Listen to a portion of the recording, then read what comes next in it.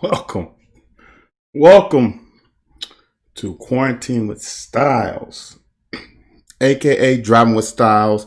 I don't know if I'm going to ever get back to the Driving with Styles portion. I hope I can. That was the fun part. Again, please feel free to ask questions. You can hit me up on YouTube. You can hit me up on Periscope. You can even tweet me on my Twitter account at vstyles17. Very interesting game we had, a championship game on Monday. I should have broadcast that night after watching that game. I think we could have got some stuff done and said.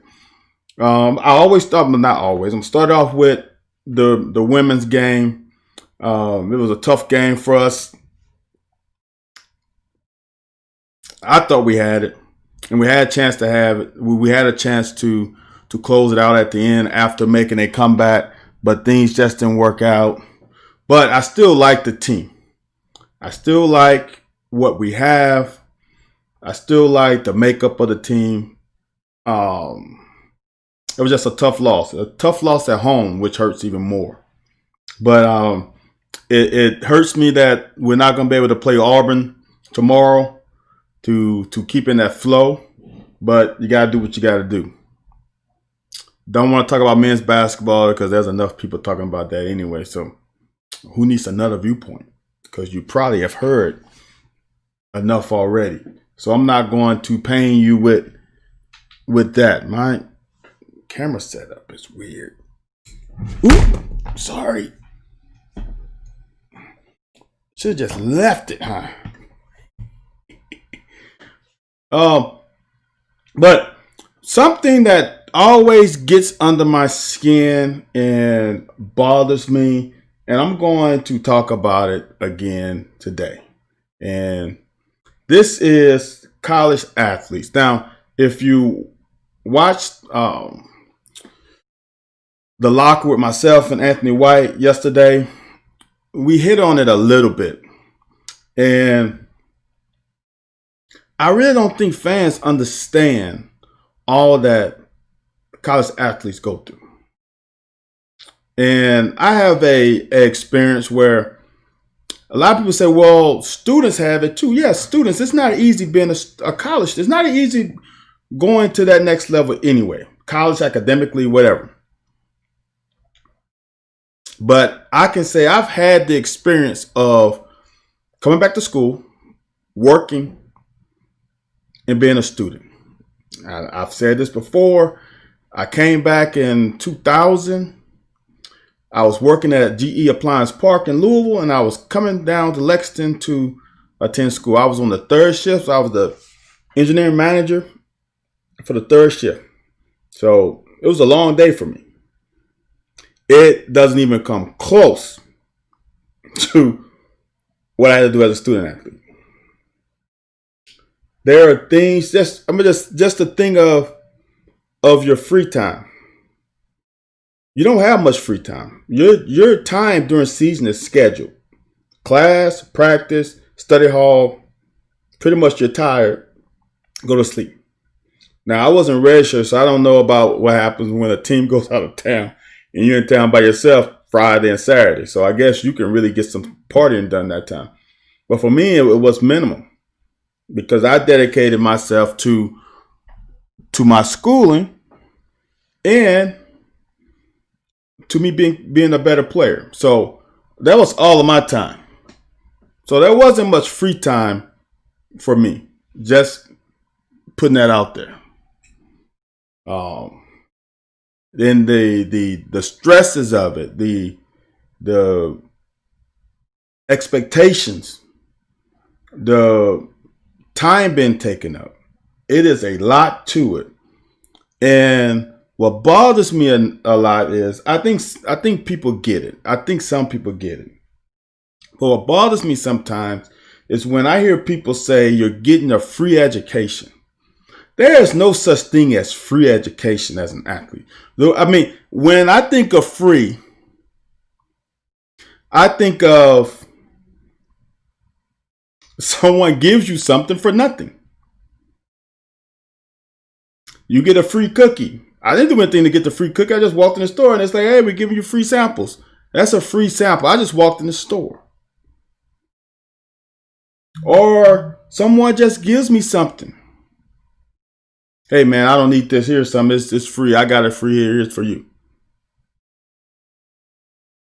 Being a student athlete, there's nothing free about it.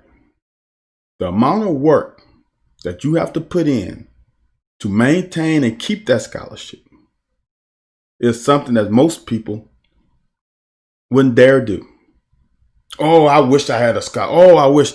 Yeah. What's the whole saying is don't wish. What is it?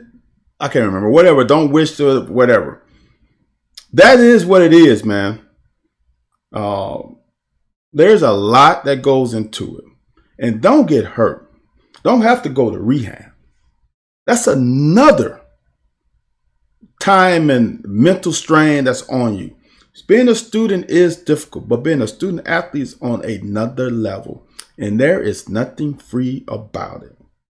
Trust me. I would rather, and I had a good time when I came back to school in Louisville and coming back down to Lexington and working third shift and managing a real good team of engineers. Oh, it was fun. Oh, it was fun. Being a student athlete is on another level. I'm just being honest with you. There is nothing free about it. If it was free, everyone would do it. But everyone doesn't have the skill set to be able to do it. It takes a special athlete, special person to be a student athlete and be successful. And be successful afterwards. It's not free college, man. It's not a free education. There's nothing free about it. And think about this. The amount of money that athletes generate, I'm going to just say football players, for example, because that's what I play. The amount of money football players create is ridiculous. And I say this all the time. When I left school and it was 96 season, the SEC conference made like I think it was 36 or $37 million as a conference in 96. In 2019, University of Kentucky got over $40 million from the conference. Think about that. We are the only, it's evenly distributed. So all 12 members got $40-some million. And in 1996, the whole conference made $37 million. So who's making that money? There's no, like, we just figured out if student athletes can't play, it's detrimental to the program. If football players can't get on the field and create advertising dollars on Saturdays, that the athletic program is in trouble. So where does the free come from? There's no free to it. If you didn't have this unbelievable talent, you wouldn't be getting that scholarship. And if you get on college and you get on campus and do something stupid, it will be taken away from you. There's no free to it. There's no waking up at 5 o'clock in the morning during the off season to work out in the morning, then come back in the evening and have a spring practice. That's not free. Why do people keep on saying it's free education? It's not. Bang yourself. And I had 2 concussions during my time at Kentucky. John Slarman had multiple knee surgeries. The guys having shoulder surgeries. The guys having ankle surgeries. That's not freaking free. The stuff that athletes put their body through week in and week out, especially during this pandemic, it's not a free education. There's labor involved. A lot of labor. And I'm sick of people saying student athletes are getting a free ride. It's not a free ride.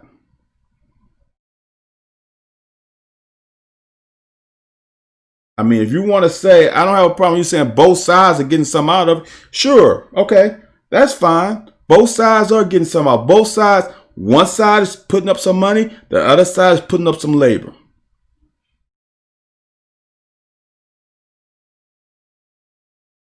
But think about this though.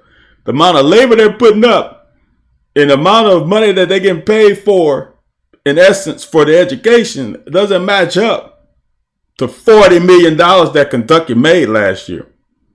You got 80 scholarship players. Let's say 50 play. 50 scholarship players on Saturday. They're helping to generate the kind of money that equates to the conference making hundreds of millions of dollars. And each team is getting 40 million. Well, that's almost $500 million of revenue for the conference. After paying the commissioner and all the staff that they have to pay. So imagine that. Get off of the free education. Please do. I don't mind other things, but please stop saying it's free. All right. Let's continue. I'm going to talk some more about that national championship game. I tweeted this out when the game started. I'm not sure when it started, but I'm going to say in the mid-2000s. Back in the day when I played, your Pac-10, your teams out west had the elite offenses.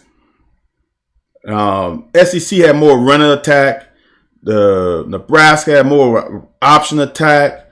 Florida State, I guess Florida State, I guess the state of Florida had good passing game, some dynamic playmakers. But SEC really didn't have that as a whole. But we had the big boys. So now, I tweeted out of the game, the difference between our conference and the other conferences is that we have not only the ability to be physical in the trenches, we also have the speed on the outside. And the reason why Ohio State is reign supreme of the Big Ten is because they have just too much speed. No one in that conference can match up with the speed that they have up and down their defense and offense on the perimeter. But Ohio State can do well enough to match up with the trenches. The difference when they play a SEC team like Alabama or an LSU or Clemson in the ACC is that they cannot match the physicality in the trenches. And that is the reign supreme of why we have won so many, I think I tweeted 11 out of 15 championships since 2006. And it's not like Bama. Bama has had a run, but they only repeated once. Bama have a year, then not a year, then not a year. But it's not like they ran out 6 in a row. There have been teams that have challenged them in the conference. They shouldn't have won one of those because LSU won a conference. And they faced LSU again in the national championship game. Physicality and speed is the name of the game. I think that's why we went 8-2 in the bowl game. I think in the last 10 years we had one bad year in the bowl game because we have something. We have big guys who can freaking run, and then we have the speedsters on the outside. Sticking with that national championship game, I haven't been a critic of Mac Jones, but I wasn't high on this bandwagon. You know what? Something I haven't done? I haven't done my quarterback list. I do that every year, and I haven't done it yet. Mac Jones proved something to me on Saturday that I've got to move him up to my number 3 quarterback. The more I watch him, the more impressed I am. Now, I'm going to say this, though. And this is the thing that I'm impressed about. Because I don't know why I'm late to the party. Because it's the same thing that Joe Burrow did. Joe Burrow had unbelievable receivers that was creating great separation, that was making passing to them a little easier than normal. But the thing that Joe had pocket presence, and he was accurate as hell with a deep ball. And Mac Jones has proven to me, and I'm on the bandwagon, that he has the same thing. He has that ability to be accurate and connect on. People don't understand how difficult it is to throw the deep ball. Either you have it or you don't. There's no in between. And he is on. And I'm moving him up to number 3. I really didn't think he was a first round pick. But the more and more I watch, the more and more he keeps climbing up and impressing me. I'm going to just tell you, I'm not a Zach Wilson guy. And no disrespect to him. But I'm just telling you, he can be a great quarterback on the next level. But I just don't trust it because of the competition he faced. And he wasn't quite dominating. He was good. But I need domination when you're playing the talent level that he was playing. I need complete annihilation. When they played Coastal Carolina, that was some trouble. Mac Jones hasn't had any trouble. He played all SEC conference schedule and just whipped up on 2 supposed to be pretty good defenses. I can't sleep on him anymore. Now, Burrow had a lot more swag. That's the thing that drew me to Burrow early, and he climbed up to number 1 pretty early on my board ahead of Justin Herbert, which a lot of people didn't believe me when I said that. And I can pull out the receipts if you want to. Had Herbert second ahead of Tua. Because I grade quarterbacks on what you can do with less talent. And Mac Jones had unbelievable talent, but he put up unbelievable numbers, though. See, that's the difference. When you have unbelievable talent, you better make it. You better use them to their full potential. And Mac Jones didn't hold them back. He wasn't the reason of holding them back. He allowed them to flourish and use their talent level. Because the thing about Mac is, like I said about Burrow last year, is the ability to process defenses quickly and not being afraid to not try to squeeze into a window that's not needed. And that's the part about Mac that I see can help him on the next level, is the ability to not force it when you don't have to. It's great to have guys on your team that allows you that security blanket that you can throw a swing route to Najee and he's going to probably get you 5-6 yards. Then sometimes you swing it to a back and he only gets you 2 yards. It's like, geez, why I do that? When you have playmakers, you let the playmakers make plays. You ain't got to force things. When you got guys who are elite athletes like Alabama has at the skill position, you can just let the play come to you and not have to force it. And that's what I like about Mac Jones this year. He stayed true to that.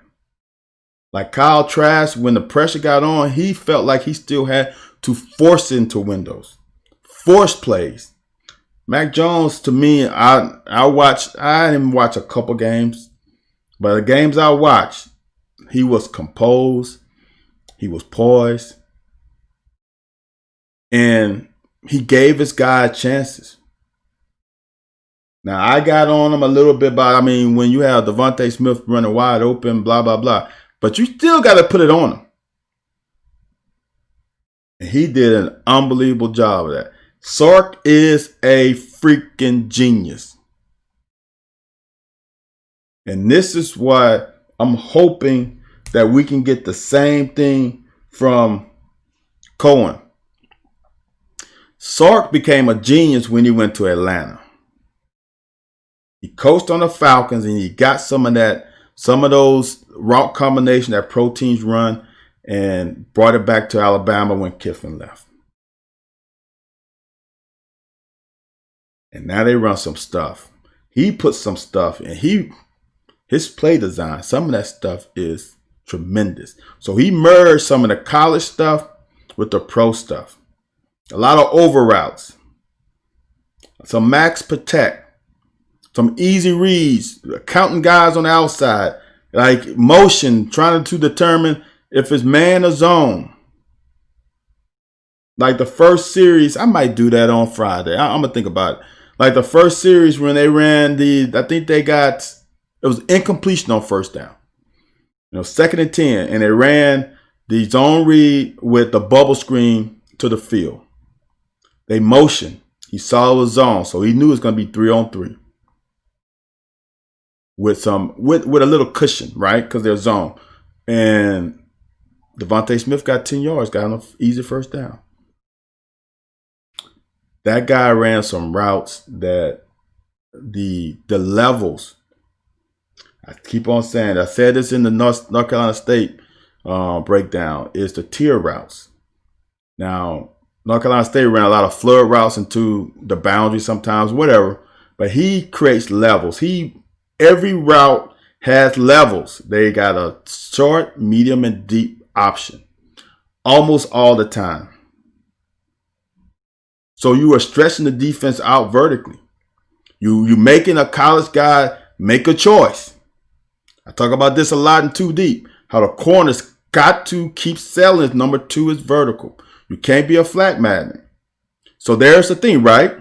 So if a team, and that's what I'm going to say, if a team runs cover 2, they run cover 2, and the corner is in a jam. He's got to stay deep. And what do you have in the swing route? You run a swing route. You got Najee Harris. A lot of corners don't want that smoke. So a lot of corners will not want to settle back because they got to react to Najee Harris coming at them after he catches a swing pass.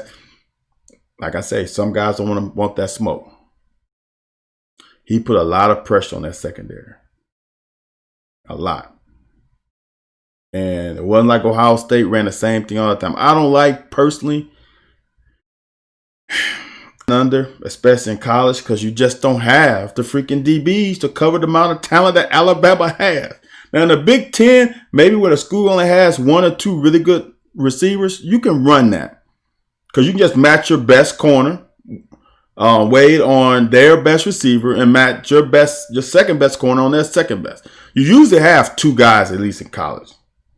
When Alabama has 3 to 4, now you stretching thin. And when you play man under with a safety high, one safety high, that safety high is getting deepest and deepest. He is deeper than you can even imagine because he's just a security blanket in case something happens. He's not going to make a play unless it's a deep ball. Any crossing routes, he ain't going to be there because he's playing center field to make sure if someone misses a tackle, he can give the defense another down to live. So single high safety is difficult. And if you get one guy who's matched up on the wrong DB or on the wrong linebacker, you toast. So Sark, man, his play design, and Sark he was good play caller at USC, but he came after he went to Atlanta and got what's the word? I can't think of the word I'm looking for. When he got into that NFL system, he came back to Alabama on a different level.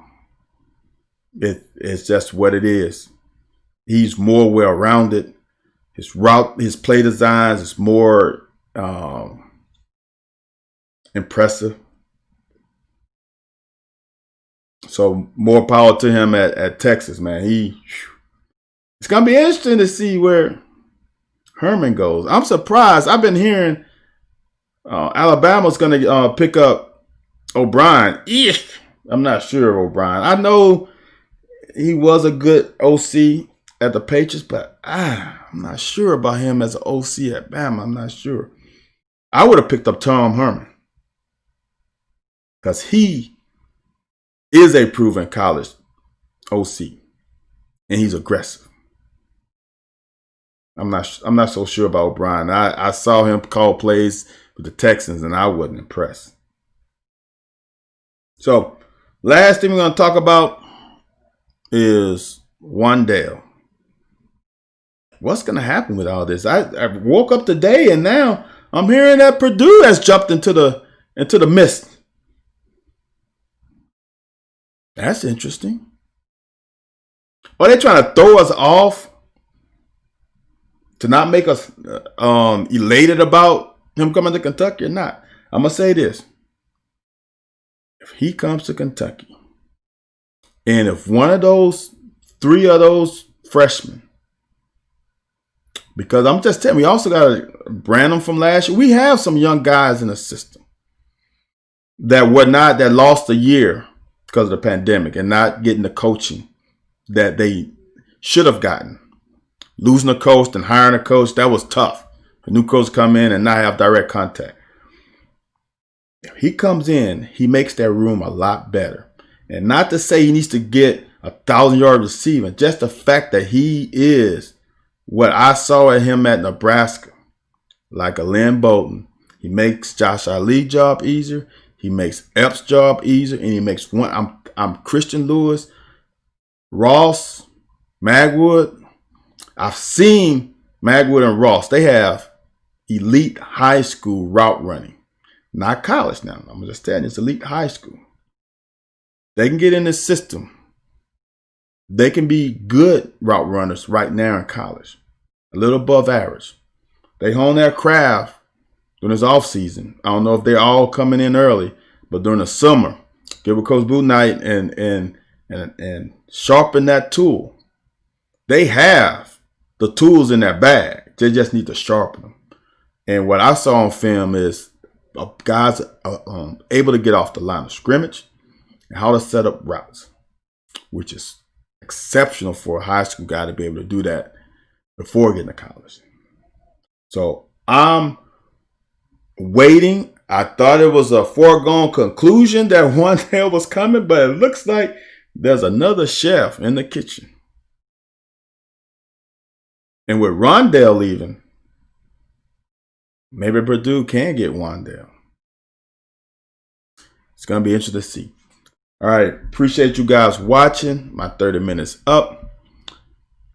Have a good night. And I will see you guys. It's Wednesday. I will see you guys on Friday. Have a good one.